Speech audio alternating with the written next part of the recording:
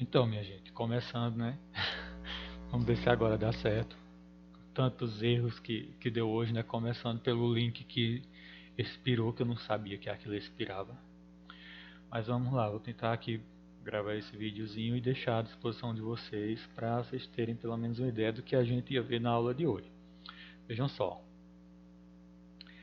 Começando aqui, fases pré-embrionárias. Lembrando que essas fases pré-embrionárias, elas são ocorrentes em todos os animais. Quando a gente fala aqui de fases pré-embrionárias, fecundação, cariogamia, zigoto, além das próximas que vão vir, todos os animais passam por essas fases embrionárias.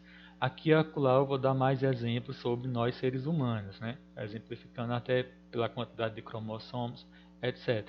Mas lembrando que essas fases pré-embrionárias são referentes a todos os animais. Começando aqui sobre fecundação. O que é fecundação? Fecundação é o encontro e fusão entre os gametas. A gente viu que gametas são óvulo ou ovócito 2 e espermatozoide. Óvulo ou ovócito 2, gameta feminino, espermatozoide, gameta masculino. Os gametas são chamados também de células N ou células haploides, porque contém em seu núcleo apenas metade dos cromossomos de uma célula completa, como vocês já estão carecas de saber.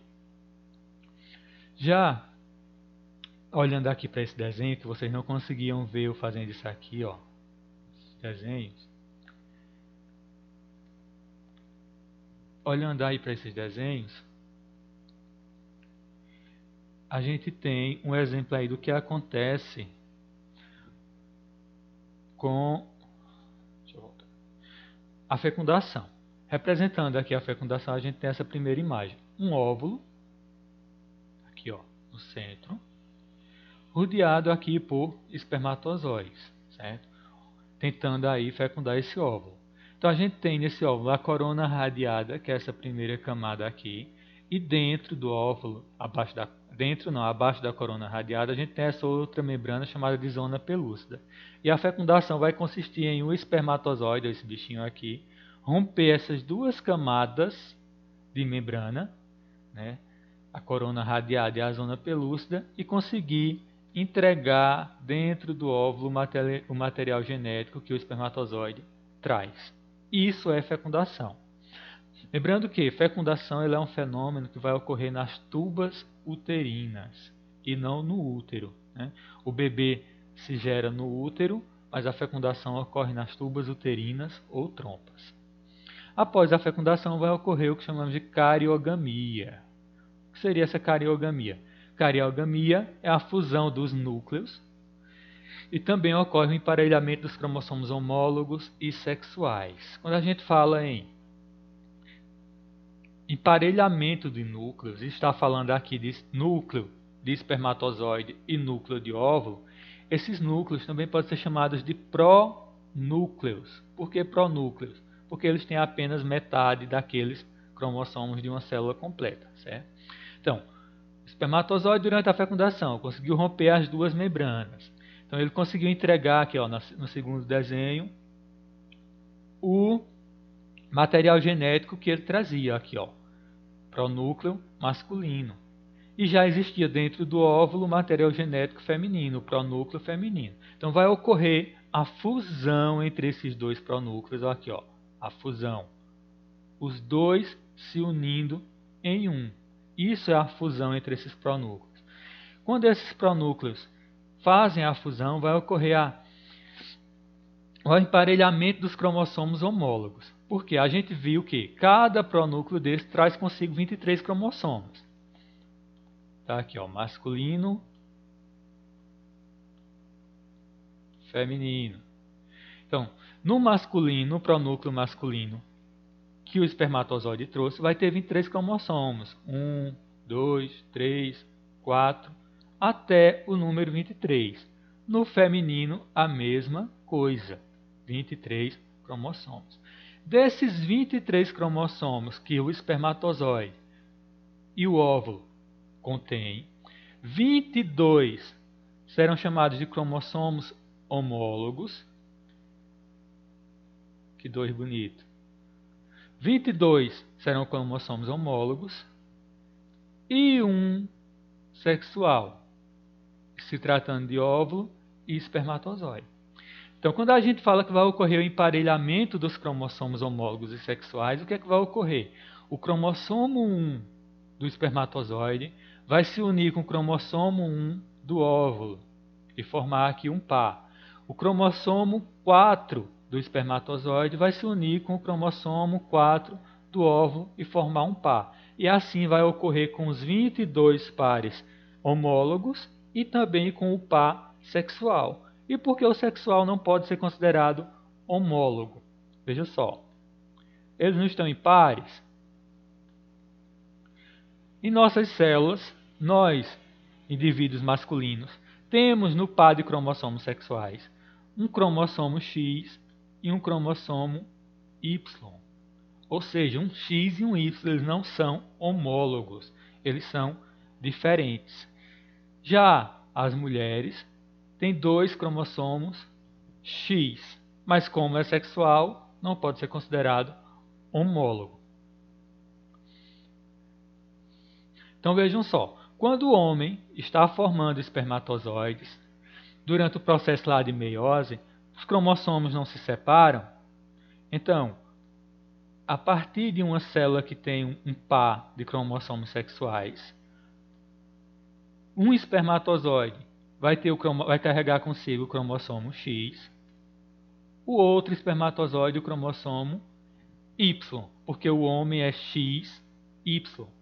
Já as mulheres, quando estão formando óvulos, ela vai formar um óvulo com o cromossomo X e o outro também com o cromossomo X, porque ela é XX, ela não é XY. Então o sexo do bebê vai depender inteiramente desse Y aqui masculino. Então o sexo do bebê depende do homem e não da mulher. Então vejam só. A gente viu que formaram-se espermatozoide com um cromossomo X e outros com cromossomos Y. Então, quando for na hora da fecundação, da cariogamia, se o espermatozoide que fecundou o óvulo trouxesse consigo o cromossomo X, então, quando ele se juntasse com o óvulo, ia formar um par XX, formando aí uma menina. Se o espermatozoide que fecundar o óvulo for um espermatozoide que traz consigo o cromossomo Y, quando ele se emparelhar lá com o cromossomo do óvulo, vai formar YX, formando aí um indivíduo masculino. Então a herança do sexo depende apenas do organismo masculino, e se tratando de seres humanos. Por que eu digo de seres humanos? Porque dependendo da espécie, a gente vai ter espécies com 3, 2, 4, tem espécie até que tem 10 pares de cromossomos sexuais. Então, isso aqui, essa regra de par de cromossomo homólogo e par de cromossomo sexual relacionada à herança dos sexos só se aplica a humanos, viu? Porque cada espécie aí, existem espécies que fogem dessa regra de cromossomos X e Y de par sexual. Bom, então entendendo o que seja cariogamia, ou o que é cariogamia, a gente vai agora ver o que é... Vou pegar aqui a caneta. O zigoto. Zigoto.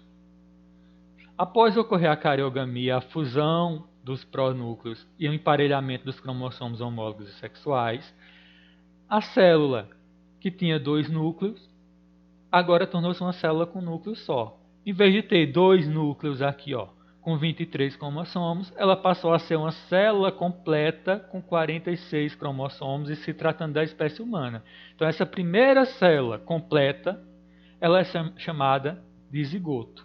Zigoto ou célula-ovo. A primeira célula completa com 46 cromossomos, resultado da fecundação, resultado da cariogamia, daquele emparelhamento dos cromossomos homólogos. Após o zigoto, o que vai ocorrer? Vai ocorrer uns fenômenos chamados de clivagens. E o que são essas clivagens? Essas clivagens, elas também podem ser chamadas de segmentação, e é o processo que envolve as primeiras divisões celulares do zigoto. Veja só, a gente viu que existem dois tipos de divisões celulares, mitose e meiose. A única função da meiose, que erraram que só agota isso na atividade, a única função da meiose é produção de gametas. Todo o resto de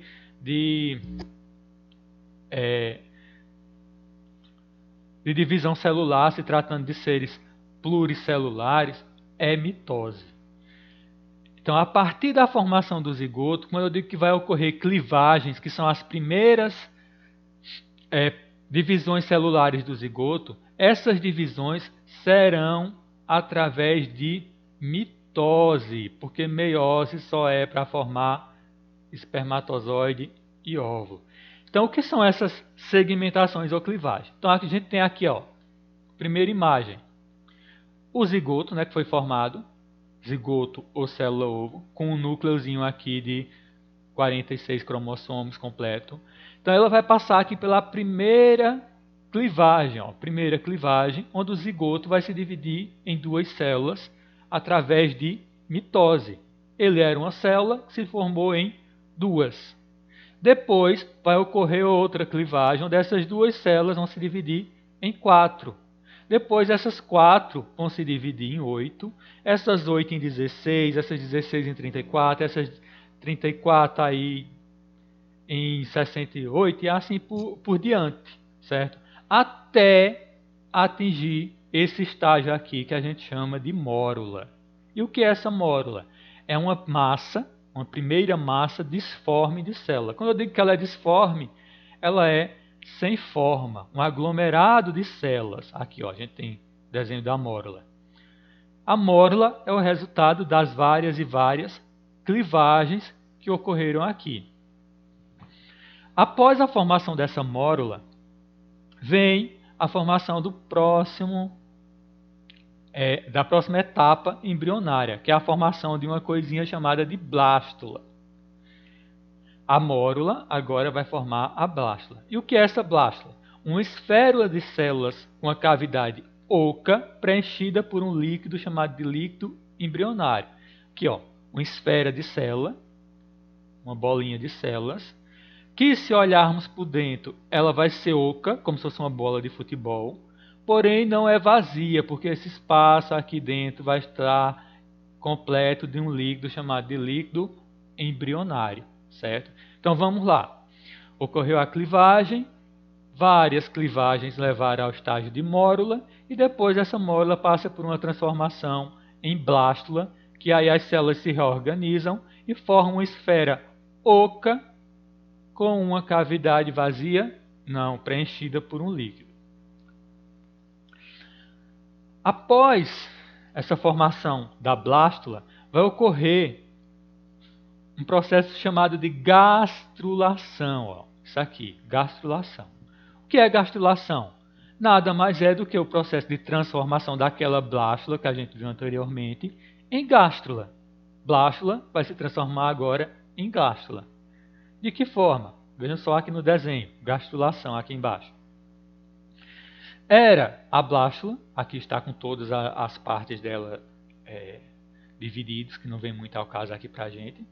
E ela vai passar por um processo de gastrulação, ou seja, essa parte aqui de baixo dela, chamada de polo vegetativo, ela vai sofrer uma invaginação. Ó, invaginação quer dizer uma migração para dentro. Esse conjunto de células que forma esse polo vegetativo vai migrar para o centro dessa blástula, né, formando aí como se fosse um arco, certo? Ele vai, migra até chegar aqui, ó, nesse ponto, esse arco aqui, com toda essa partezinha aqui dentro, vamos dizer assim, oca, onde estava o líquido embrionário, certo? Uma coisa interessante é, quando há a formação dessa gástrula, os organismos eles passam a ter uma divisão taxonômica. Isso a gente vai ver no segundo quando a gente for estudar assunto do segundo ano. Então é interessante que vocês fixem isso na cabeça de vocês. Quando a blástula se transformou em gástrula, foi formada aqui uma abertura chamada blastóporo. Tá vendo? Essa abertura chamada blastóporo vai dividir os organismos em dois grupos, protostômios e deuterostômios. Os organismos protostômios, isso aqui, essa entrada, essa abertura, vai originar o ânus. E os deuterostômios, essa abertura vai originar a boca, certo? E essa cavidade aqui vai ser onde vai ser formado os órgãos do indivíduo. Então, a partir da transformação de blástula em gástrula, essa gástrula aqui vai ter divisões quanto ao grupo de indivíduos que ela vai pertencer, né? Vão ser protostômios ou deuterostômios. Também vão sofrer outra divisão quanto à quantidade de folhetos embrionários que essa gástrula vai ter.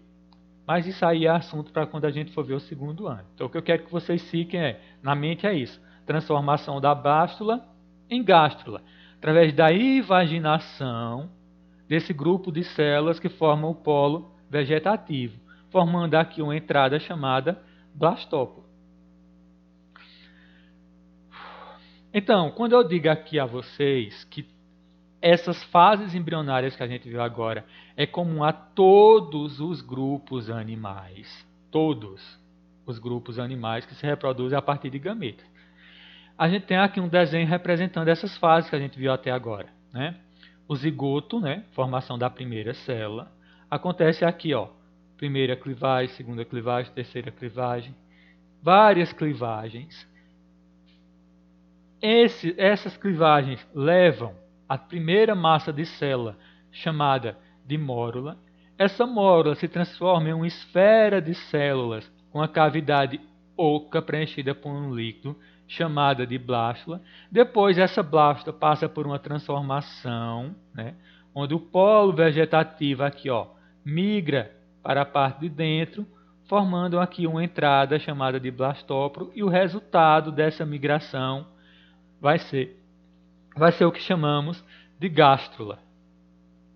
Então, isso aqui é referente a todos os animais. A partir da formação dessa gástrula, com essa entrada aqui chamada de blastóporo, aí sim que eles serão divididos em protostômios e deuterostômios. Mas isso é coisa lá para mais para frente.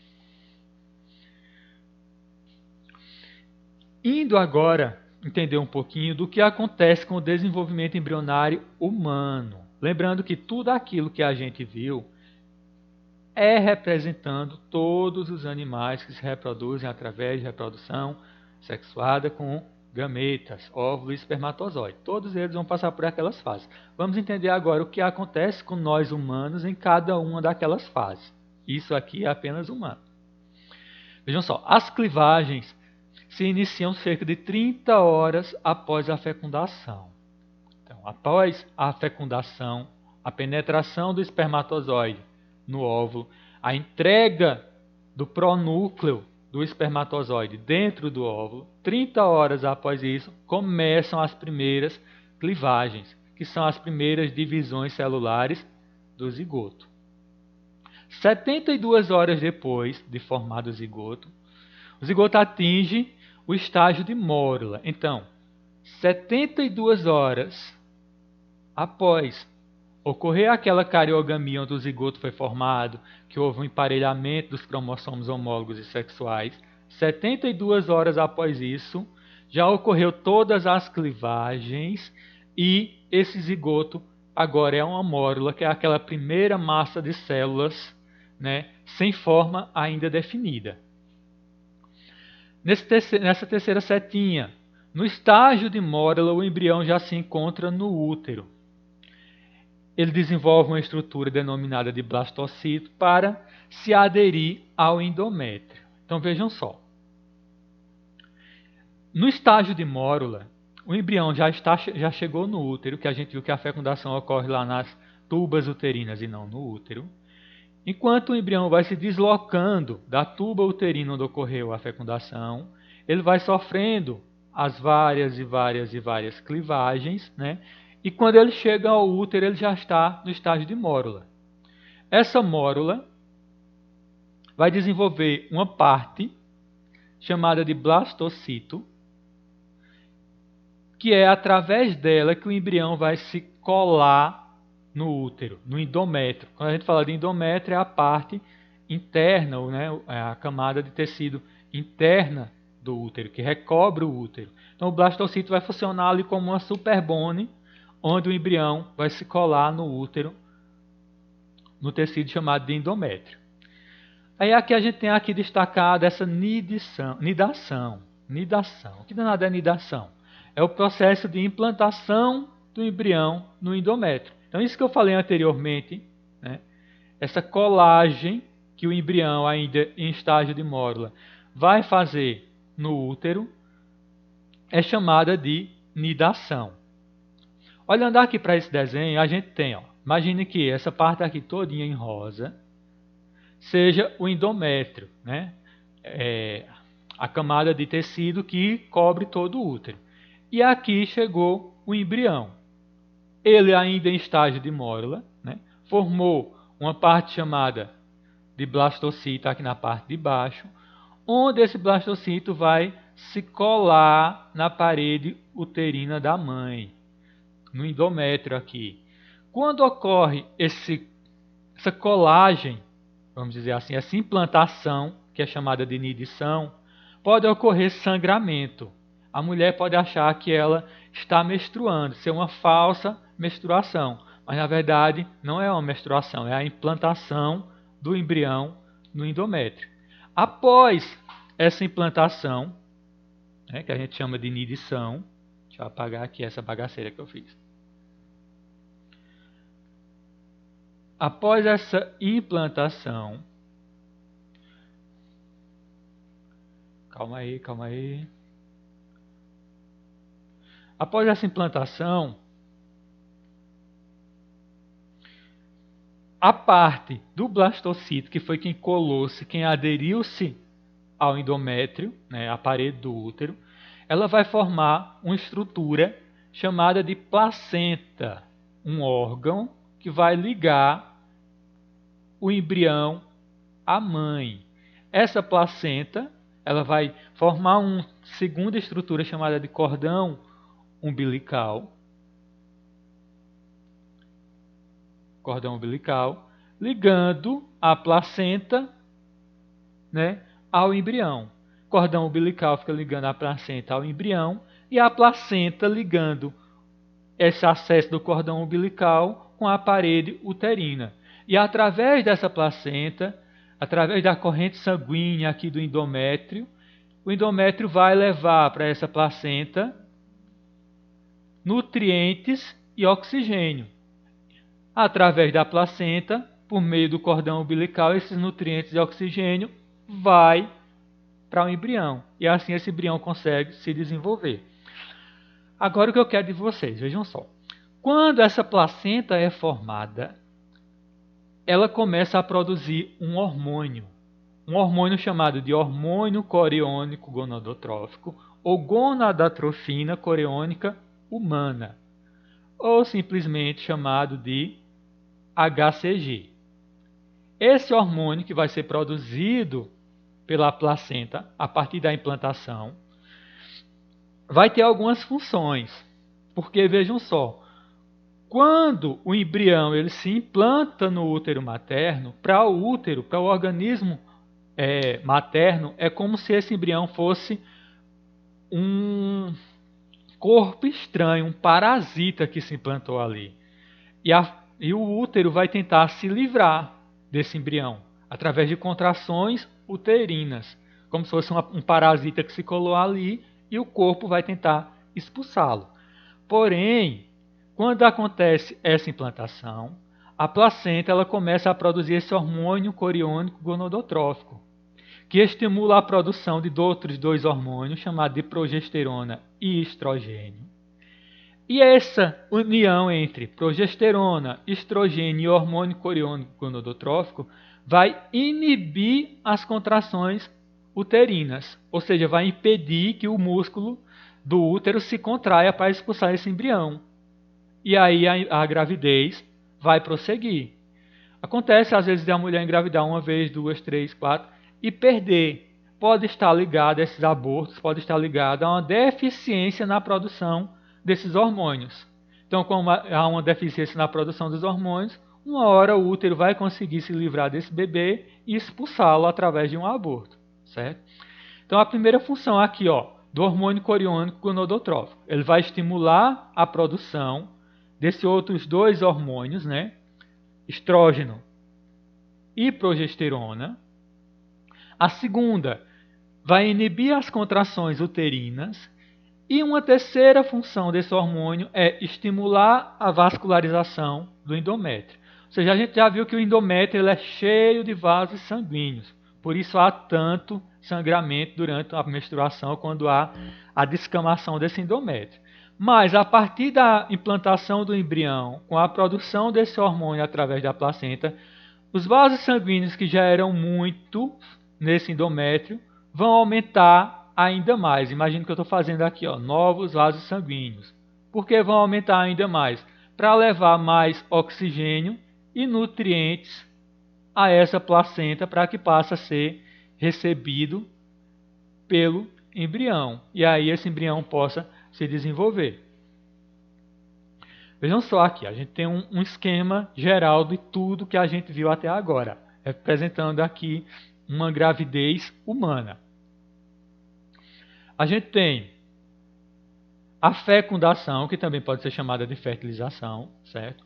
Que é o quê? O encontro entre espermatozoide e óvulo, a fusão entre os dois gametas, espermatozoides e óvulo.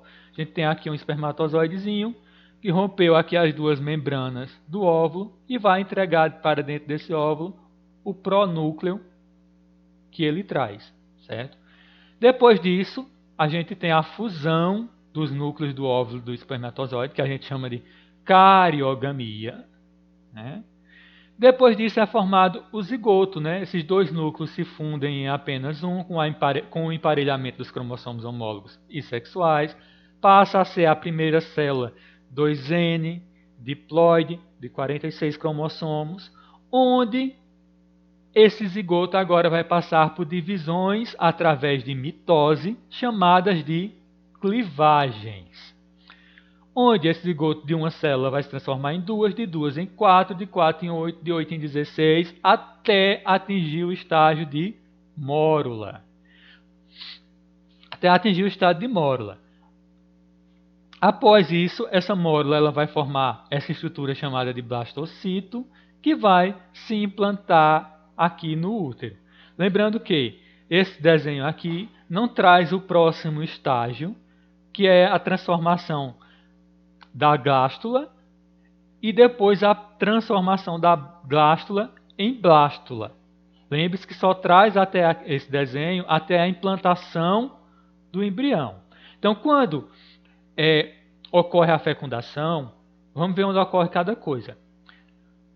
Aqui a gente tem o ovário, né? A mulher vai entrar no seu período fértil, onde um ovócito foi produzido através da gametogênese e vai ser liberado para a trompa.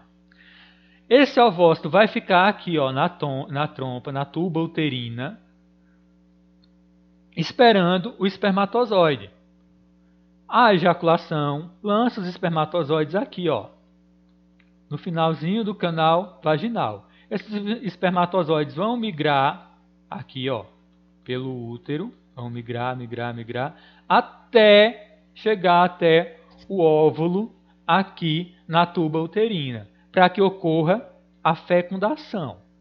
Ocorrendo essa fecundação, vai ocorrer a cariogamia, né, onde esse óvulo vai se unir com o núcleo do espermatozoide, né, vai se unir os dois núcleos aí, e aí vai começar o processo de clivagem, né? O zigoto foi formado através da cariogamia, aí vai ocorrer as clivagens. Observem que as clivagens ela vai ocorrendo enquanto o óvulo vai se deslocando da trompa para o útero, certo? Enquanto o óvulo vai rolando da trompa até chegar no útero, vão ocorrendo as clivagens. E quando ele chega aqui, ó, no útero, ele já chega no estágio de mórula. Então essa mórula desce aqui já no útero, vai formando essa estrutura chamada de blastocito, que vai ser a superbone que vai colá-lo, vamos dizer assim, ao endométrio.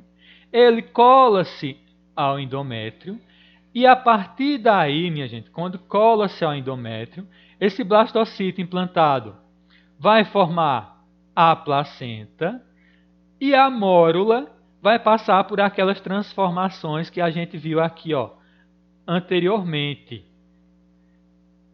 Primeiro ela vai se transformar em blástula e depois de blástula vai se transformar em gástrula. Então, quando ocorre a transformação de mórula em blástula e depois em gástrula, o embrião já está implantado no útero, porque ele se implanta no estágio de mórula, certo?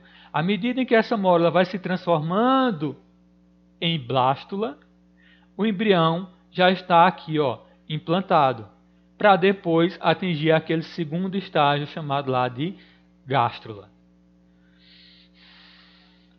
É isso, espero que vocês compreendam e que amanhã a nossa aula seja mais produtiva.